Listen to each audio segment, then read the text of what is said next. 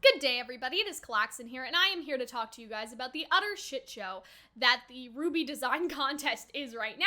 So if you guys didn't know, basically there is a RWBY Grimm design contest that is being hosted by Full Sail University for past students and present students to submit their ideas for Grimm to basically be in the show. And whichever Grimm gets first place, it'll be in the show. Like, that's basically the whole idea. The other people will get, like, care packages with RWBY stuff in them. And so the contest has gone considerably downhill from when I voted a couple days ago. And I'm going to put a screenshot, but the hag was in first, then there was the evil silverfish, then there was the rhino, and then there was the Windigo in fourth place. So you guys must be wondering, how did we get from this to this, with the Windigo being in first place, and instead of 1,000 votes sort of total throughout the entire contest, 2 Grimm that have 1,000 votes each, right? How the fuck did this happen? So I'm gonna go over it sort of piece by piece in chronological order, and the best place to start is with the Windigo being problematic. I'm not here to argue whether it's problematic or not. There's some Tumblr posts and some more like educational-ish resources about why the Windigo is problematic. You guys can go read those. Again, it's not my place to say, it's not my culture, it's not my spirit and all that stuff, but I'm just saying that that is where things started, that people on Tumblr and people on Twitter were like, hey, like, the Windigo is problematic. And some people went about this in a polite way and just told the artist, like, hey, I don't know if you knew this, but the Windigo is probably, like, not the best thing to base this Grimm off of. Like, maybe we could, like, change the name and change, like, a couple things about it so it's just a monster and it's not a Windigo. Some people decided it would be a great idea to send the artist death threats because that's gonna help. And so that's the thing, is, like, I don't know why people think telling this artist to kill themselves is gonna change anything, but, like, it's not like they did it on purpose, you know what I mean? They seem to be very remorseful and very apologetic that they didn't know. They are willing to change the name, they're willing to change this, and this is my first complaint, okay? Full Sail and RWBY threw this artist under the bus, okay? Because this was very early on in the sort of campaign and the voting. They could have taken down the Gleam poll. They could have put it back up with a name change and, like, some attributes changed and, like, hey, like, we're sorry about this. We didn't know it was problematic, but, you know, like, we fixed it. We've given it, like, different, like, design. We've given it a different name. It was not our intention to culturally appropriate, whatever, right? They could have taken down the poll, could have put it back up, no harm done. Instead, silence. I've not seen RWBY talk about this at all. I've not seen Full Sail take any action. They just threw them under the bus instead and decided not to do anything about it. Now, we aren't gonna get into Hero High's video and the contents of that video specifically, but basically he made a video about the hate that this artist was getting in the Windigo situation. And I think that outside of just, like, the people that watched the Hero High video, like, in the community as a whole, there are 2 mindsets when it comes to the Windigo thing, other than it's problematic. Like, there are 2 other mindsets.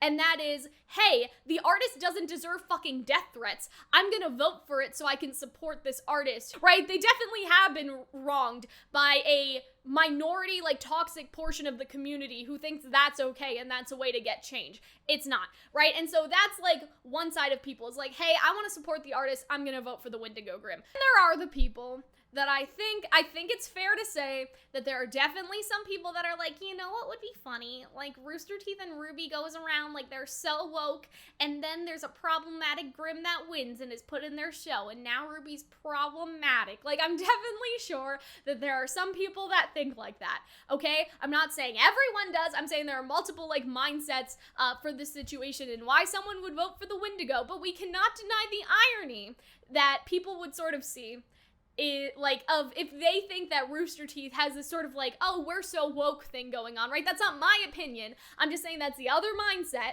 right? Like, they have this thing going on, and then a problematic thing gets put into their show. I don't want to say against their will, because RWBY could be like, LOL, we're not doing that, but I feel like that's kind of the mindset of people. I feel like that's probably fair to say. So that is how the Windigo started to win. I think it was a mixture of people that want to see the chaos, want to be like, fuck the Tumblr people or whatever. And then there are people that are like, I want to support the artist and I also think the Grimm is cool. So here's what I think is the biggest offender in terms of vote inflation in this contest, is that there are people that are not RWBY fans, that are not affiliated with RWBY, that are not affiliated with Rooster Teeth, that have never tweeted about RWBY before, and they are using their platform to tweet, hey, my friend made this, go vote for my friend, okay? And this has been like a couple people have done this, but to my knowledge, the biggest person who has done this is the Legend of Korra voice actor.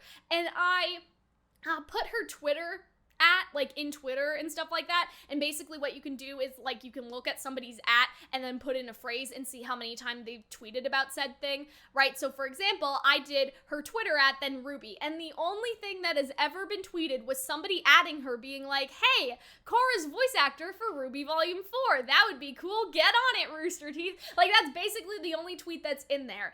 And listen, it could be the Twitter algorithm. I could be wrong. She could be a massive RWBY fan. She could have tweeted about RWBY 100 times, and maybe Twitter just was fucking up for me. I don't know.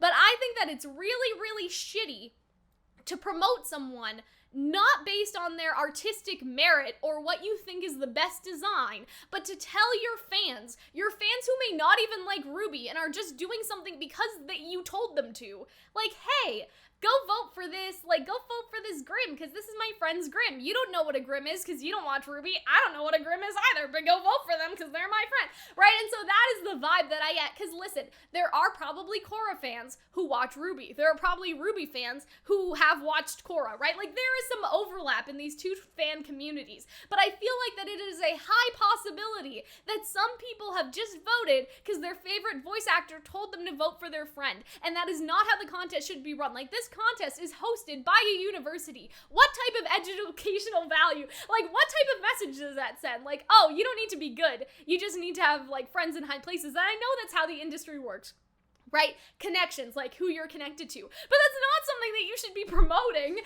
right? Like, this was a contest that allowed us, like the fans, to vote and sort of give very candid feedback. And now it has been sort of turned into, okay, one side is just winning to defeat the other side, and because somebody has tweeted like, hey, this is my friend, go support my friend, and the other side is only winning because of controversy, and neither of these two were in the lead to start with. It was a whole other Grimm, and so you have to wonder, if this contest was unaffected by either of these things, would either of these two people win? That's really the question, right? That's the question we need to ask, is that if, you know, all of this stuff didn't happen, if there wasn't the Windigo controversy, would people vote for the Windigo? Would the Windigo be first? I'm inclined to think no, based on its position before all this stuff happened. And with the Rhino, it's like, okay, if Korra's voice actor didn't tweet and all these people didn't tweet about this person's Grimm, would this person's Rhino Grimm have won? I'm also inclined to think no, because people's candid response is that that is one of the more boring Grimms there. And again, like I said,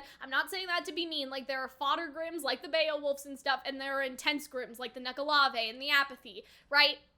But in terms of, like, what was best designed, I think that the hag, the silverfish monster and all that stuff, I think that that was I think that that was basically the correct representation of what the fandom was thinking about before all this stuff happened. Because now it's just like, oh, well, we need to defeat the Windigo, that's why we're voting for the Rhino, and oh, the Windigo needs to win for all these reasons related to controversy. So it just makes me really heated that the contest turned out like this. If I was Full Sail, what would I do?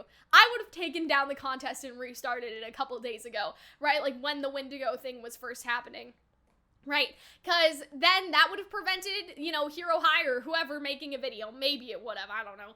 If they had handled it swiftly, the controversy could have been avoided and people could have just voted again like normal, and we would have gotten the normal results, but these are skewed. These are artificial results. They are skewed in the way that I already talked about, and so I feel like this is really unfair. It's not fair to either artist. I don't know why nobody did anything about this. I think with 6 days left, they should 100% consider restarting the contest. I mean, I think they should restart the contest. Are they going to? I honestly don't think so. If they wanted to act, they would have acted a couple days ago before all the attention came of it, and maybe now the mindset is, well, like, so many people voted, how can we restart? Like, that's how they're sort of thinking about it, right? And so I doubt that it'll be restarted. They should have restarted it a couple days ago before, you know, all these people submitted their votes.